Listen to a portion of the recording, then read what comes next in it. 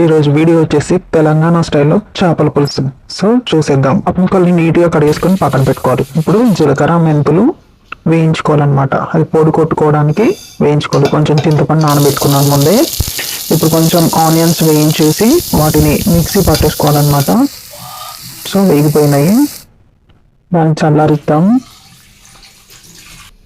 పక్కన పెట్టేసి ఇప్పుడు మళ్ళీ దాంట్లోనే కొంచెం ఆయిల్ వేసేసుకొని పోపుకి కొంచెం మెంతులు, జీలకర్ర, కరివేపాకు, పచ్చిమిర్చి, లైట్గా ఆనియన్స్ వేసేసి మిక్స్ చేస్తున్నాను. సో నేను కొన్ని ఫ్రై చేయడానికి పక్కన పెట్టుకున్నాను. సో ఇప్పుడు కొంచెం పసుపు వేసేసాను దాంట్లో. తర్వాత అల్లం పేస్ట్. సో కారము చేపల పులుసుకి ఎప్పుడైనా కారం ఆయిల్లోనే వేసేసుకోవాలన్నమాట, అయితేనే పులుసుకి బాగా పడుతుంది. సో జీలకర్ర మెంతుల పొడి వేసేసాను. నెక్స్ట్ మనం చింతపండు నానబెట్టుకున్నాం కదా, దాని గుజ్జు వేసేస్తున్నాను. సో ఇందాక మనం ఆనియన్ పేస్ట్ మిక్సీ చేసాం కదా, సో ఆనియన్ పేస్ట్ అనమాట. చూస్తున్నాను కదా, కొంచెం ధనియా పౌడరు అండ్ ఫిష్ మసాలా వేసేసాను.